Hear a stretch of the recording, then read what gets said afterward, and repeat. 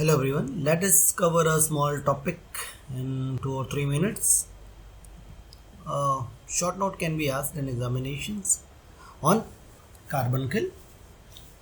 A carbuncle can be defined as infective gangrene of skin and subcutaneous tissue.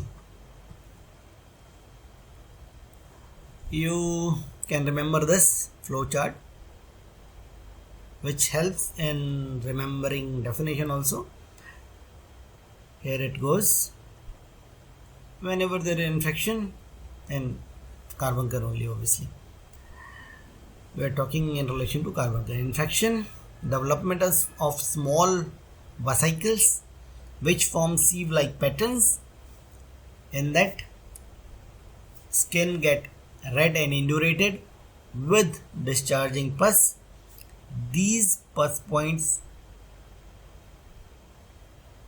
you can say, fuse to form multiple discharging sinuses. In addition to this, there is blockade of cutaneous vessels which leads to gangrene. So there is infection and there is gangrene, and the definition is infective gangrene of the skin and subcutaneous tissue. So the causative organism is mainly Staph aureus. Common sites are mainly nape of the neck and the back. It can also occur on the shoulder, hand and forearms and other areas also.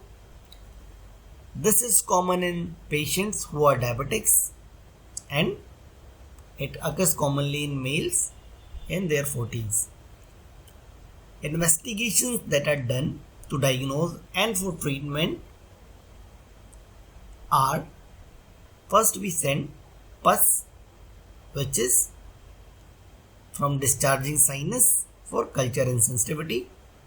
We also get the blood sugar levels for diagnosing diabetes if the patient is not diagnosed previously, and if he's been diagnosed, to know the current diabetic status. We also do urine sugar and ketone bodies. Now the treatment is, the main treatment is excision of the carbuncle, or we can also do incision and drainage with the debridement of all that tissue. We give antibiotics, mainly penicillin groups, which can be changed later according to the culture sensitivity. And also the treatment of diabetes mellitus should be considered, or it should be definitely considered. This was the small topic of carbuncle. Thank you.